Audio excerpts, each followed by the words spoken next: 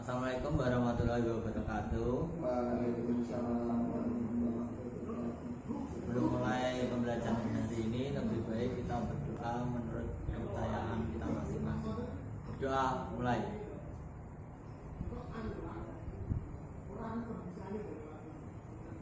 Selesai. Saya absen dulu ya. Iya, Pak. Pertama, Wibowo, Hadir, Pak. Novia, Hadir, Pak. Ari, Hadir.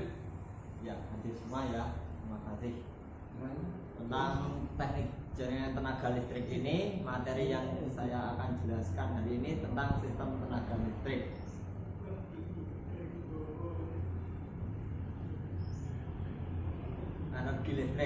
Energi listrik dibangkitkan oleh pembangkit listrik, di mana yang berada di pusat pembangkit tenaga listrik.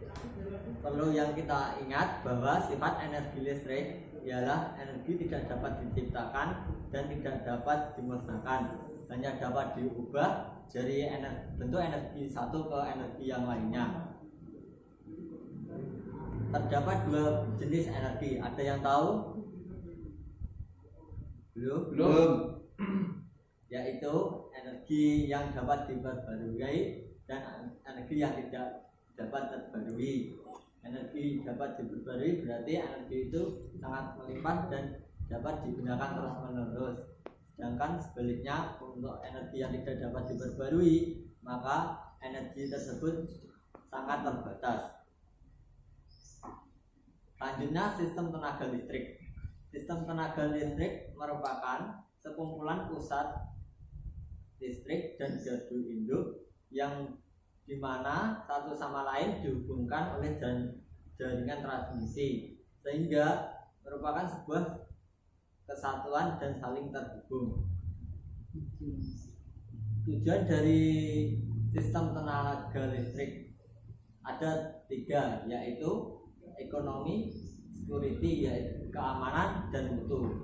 Untuk ekonomi ialah mengoptimalkan biaya pengoperasian sistem agar minimum tanpa melanggar batas mutu dan keamanan.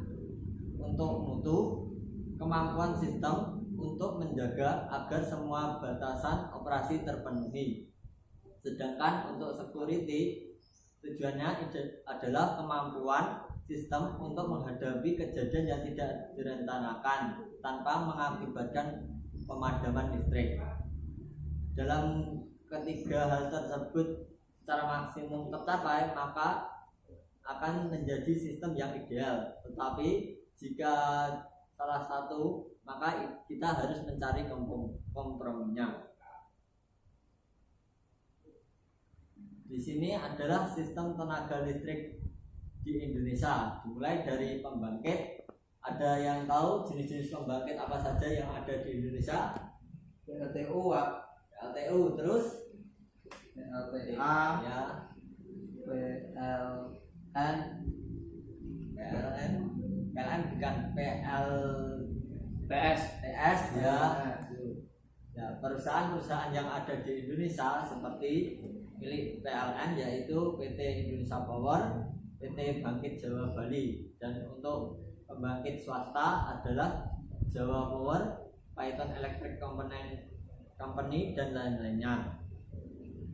Kedua, transmisi, di mana ini adalah penghubung antara pembangkit dengan distribusi yang bertanggung jawab, seperti PLN Transmisi Jawa Bagian Timur ini berada di Surabaya, dan PLN Area Pelayanan Pemeliharaan. Sedangkan untuk jalur distribusi terdapat tiga, yaitu PLN Distribusi Jatim untuk wilayah Jawa Timur, PLN Area Pengaturan Distribusi, dan PLN Area Se-Jawa Timur. Berikut merupakan sistem tegangan listrik yang ada di Indonesia. Tegangan yang paling tinggi ialah tegangan ekstra tinggi, di mana mencapai lebih dari 50 kV.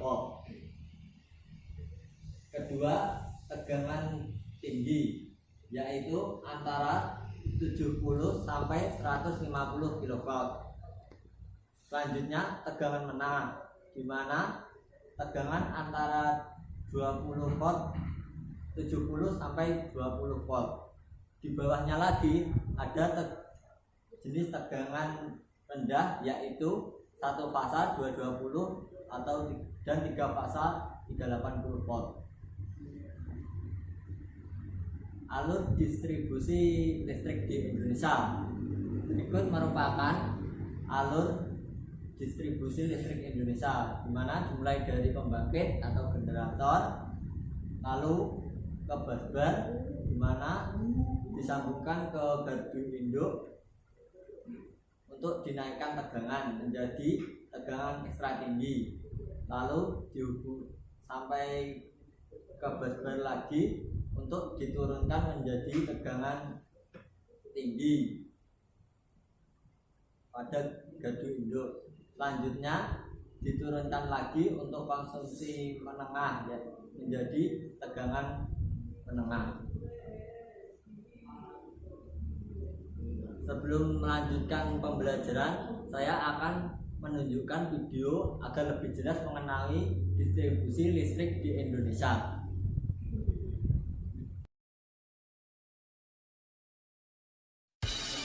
Pengantar sumber ya, jadi yang berwarna merahnya adalah pengantar sehingga TV itu akan nyala. Pressure alarm dengan pengantar terbaik bahwa penghantar pentenahan hanya dihubungkan.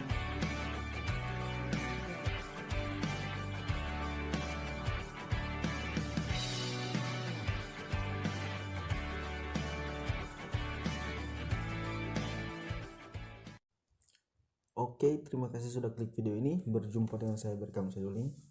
Jadi pada video kali ini saya akan memberikan penjelasan tentang bagaimana penyaluran tenaga listrik dari pusat pembangkit tenaga listrik sampai kepada konsumen ya, baik itu pada industri maupun perumahan-perumahan penduduk ya.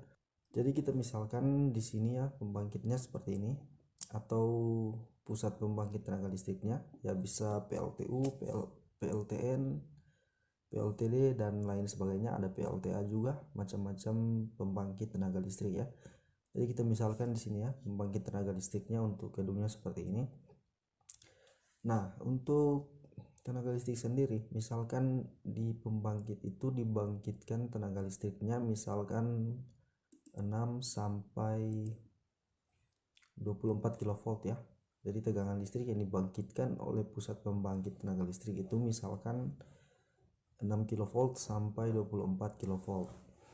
Nah, kalau tenaga listrik itu langsung disalurkan ke konsumen dengan keadaan tegangannya hanya seperti ini, 6 kV atau 24 kV, itu tidak akan sampai ke konsumen atau penggunaan tenaga listriknya tidak maksimal ya, karena dia akan semakin berkurang. Semakin jauh listrik itu mengalir, dia akan semakin berkurang dikarenakan hambatan yang ada pada penghantar ya. Jadi dia akan terjadi rugi-rugi tegangan atau pengurangan tegangan. Misalkan 6 kV disalurkan dengan jarak misalkan 1 km atau sebagainya, nanti sampai di ujung penghantar itu tidak lagi 6 kV, bisa jadi dia hanya 4 atau 3 kV. Jadi akan terjadi pengurangan diakibatkan hambatan yang ada pada penghantar dari arus listrik atau tenaga listrik itu sendiri. Nah, untuk menghindari hal tersebut, untuk menghindari rugi-rugi tegangan tersebut, maka tegangan listrik yang dibangkitkan oleh pusat pembangkit ini disalurkan terlebih dahulu ke gardu induk yang ada di pusat pembangkit, di mana di gardu induk itu terdapat trafo step up, di mana fungsinya untuk menaikkan tegangan ya. Jadi tegangan listrik yang dibangkitkan ini akan disalurkan terlebih dahulu ke gardu induk, di mana di gardu induk itu terdapat trafo step up. Nah, di trafo step up ini atau di gardu induk ini, tegangan ini akan dinaikkan ya, jadi 500 kV. Oke. Nah, jadi ini untuk jalur 500 kV. Nah, tegangan ini kemudian akan disalurkan ya. Jadi disalurkan seperti ini. Nah, oke, sampai ke gardu induk tegangan tinggi. Nah, ini ada di tegangan ekstra tinggi ya, 500 kV. Oke, kenapa ini tegangan ini dinaikkan? Sama seperti penjelasan tadi, ini untuk mengurangi rugi-rugi tegangan ya, karena akan terjadi pengurangan tegangan apabila tegangan listrik itu disalurkan dengan jarak yang sangat jauh. Oke, jadi semakin jauh tegangan listrik itu mengalir atau disalurkan, dia akan semakin berkurang dikarenakan hambatan yang ada pada penghantar listrik. Nah, itulah sebabnya dimana tegangan itu dinaikkan agar bisa mengurangi rugi-rugi tegangan. Oke, kita lanjut ya. Jadi kita sampai di gardu induk tegangan tinggi. Nah, di gardu induk tegangan tinggi ini tegangan akan diturunkan, dimana di gardu induk tegangan tinggi ini terdapat trafo step down, dimana fungsinya untuk menurunkan tegangan ya. Jadi dia diturunkan. Jadi tegangan 500 kV ini akan diturunkan jadi misalkan di sini 150 kV ya, untuk jalur transmisi tegangan tinggi ya. Oke, alasan penurunan tegangan ini karena di bagian jalur tegangan tinggi ini sudah ada misalkan rumah-rumah penduduk atau perkotaan ya, atau sudah masuk di perkotaan, sudah masuk daerah perkotaan. Nah, sehingga tegangan 500 kV ini diturunkan agar lebih aman ya. Oke, jadi dia diturunkan di gardu induk tegangan tinggi, kemudian disalurkan lagi. Oke, disalurkan terus masuk ke gardu induk selanjutnya, dimana di gardu induk ini terdapat trafo step down. Nah, di trafo step down ini tegangan yang tadinya 150 kV dari tegangan tinggi akan diturunkan menjadi 20 kV atau tegangan menengah ya. Nanti sudah akan masuk di distribusi. Nah, ini masih bagian transmisi ya. Oke, jadi dia sudah akan masuk ke bagian distribusi. Jadi penyaluran tenaga listrik itu terbagi atas dua ya, transmisi dan distribusi. Kalau transmisi itu dia masih ada di tegangan tinggi, tegangan ekstra tinggi dan lain sebagainya. Kemudian di bagian distribusi sudah masuk di tegangan menengah atau tegangan rendah ya. Oke, jadi di sini tegangan 150 kV diturunkan menjadi 20 kV. Kemudian dibagi lagi ya. Jadi satunya dibagi ke gardu distribusi atau gardu tiang yang kalian biasa lihat di tiang-tiang listrik ya. Oke, disalurkan lagi. Nah, untuk bagian atas ini 20 kV, sama di bawah ini juga 20 kV. Nah, kita mulai dengan bagian di atas ini ya, atau gardu distribusi yang di atas ini. Oke, jadi gardu distribusi yang di atas ini fungsinya untuk menyalurkan tenaga listrik itu fasa-fasa ya. Jadi 20 kV ini akan diturunkan menjadi 380 volt untuk fasa-fasa, dimana akan disalurkan ke industri. Nah, kemudian selanjutnya di gardu induk distribusi di bawah ini. Oke, jadi dia tegangan 20 kV akan diturunkan menjadi 20 atau 220 volt. Nah, ini akan disalurkan ke perumahan penduduk. Oke, jadi seperti itulah cara penyaluran ya dari energi listrik. Oke, jadi sekian video dari saya, semoga bisa dipahami ya. Jika ada pertanyaan silahkan berkomentar, atau ada kritik maupun saran silahkan berkomentar agar saya dapat memberikan video-video yang lebih bermanfaat lagi. Oke, sekian dari saya, berkonsuling, sampai bertemu di video selanjutnya.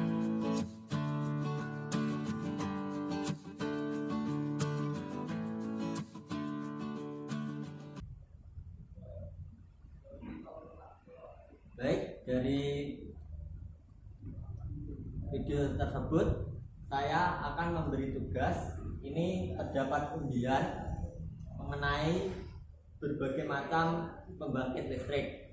Tolong jelaskan pembangkit listrik yang sesuai Anda ketahui. Tolong ambil ini.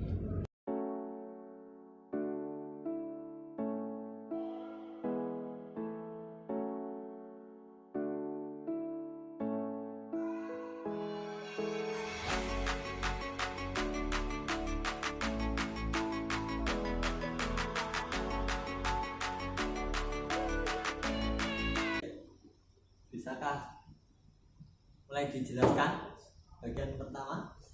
Tulisannya. Saya bagian PLTBM Pak, pembangkit Ya. listrik tenaga biomasa, yaitu memanfaatkan bahan organik yang dihasilkan melalui proses fotosintetik baik berupa produk maupun buangan. Contoh biomasa antara lain adalah tanaman, pepohonan, limbah pertanian, tinja, kotoran ternak. Pembangkit listrik jenis ini merupakan biomasa sebagai bahan bakar dengan cara membakarnya sehingga menghasilkan uap untuk menggerakkan turbin pada generator yang mampu menghasilkan energi listrik. Sudah Pak? Baik, terima kasih. Selanjutnya, Baik, saya Pak. Saya ke bagian pembangkit listrik tenaga air atau PLTA. Jadi PLTA itu sebagai sumber daya alam yang paling banyak ditemukan. Dan air merupakan energi yang berpotensi menghasilkan energi listrik. Pembangkit listrik tenaga air PLTA memanfaatkan aliran air yang deras pada bendungan untuk memutar turbin udara dan menggerakkan generator yang kemudian akan mengubahnya menjadi energi listrik. Sudah Pak, segitu terima saja. kasih. Selanjutnya, Saya kebagian pembangkit listrik tenaga panas bumi. Pembangkit listrik tenaga panas bumi memanfaatkan panas uap bumi yang berasal langsung dari perut bumi untuk menggerakkan turbin. Karenanya PLTP biasanya dibangun di daerah pegunungan dekat gunung berapi. Uap panas dari titik bumi tersebut nantinya digunakan sebagai sumber penggerak turbin generator mesin. Sudah Pak? baik, terima kasih. Ya, kalian sudah mengerti mengenai berbagai macam pembangkit tenaga listrik, tetapi kalian harus mengetahui permasalahan pada setiap bagian. Yang pertama adalah pada bagian distribusi, di mana tidak mau adanya pemadaman seperti yang kita inginkan. Kedua, seberapapun permintaan harus terpenuhi. Untuk pada bagian transmisi, adanya pemeliharaan yang harus dilakukan, dan kedua, probabilitas gangguan sangat tinggi. Pada bagian pembangkit, perlu pemeliharaan rutin, energi primer yang terbatas, dan probabilitas gangguan. Baik, karena hari ini kita sudah belajar mengenai sistem tenaga listrik, mulai dari pembangkit dan transmisi distribusi. Sebelum mengakhiri pembelajaran hari ini, terlebih dahulu ada pertanyaan? Belum. Belum Pak. Ya. Sebelum mengakhiri pembelajaran hari ini, terlebih dahulu kita berdoa menurut kepercayaan agar selamat pada perjalanan pulang. Amin. Doa mulai. Doa selesai. Jangan lupa pembelajaran untuk besok mengenai generator ya. Ya Pak. Ya Pak. Jika ada yang mau pulang duluan silakan. Oke.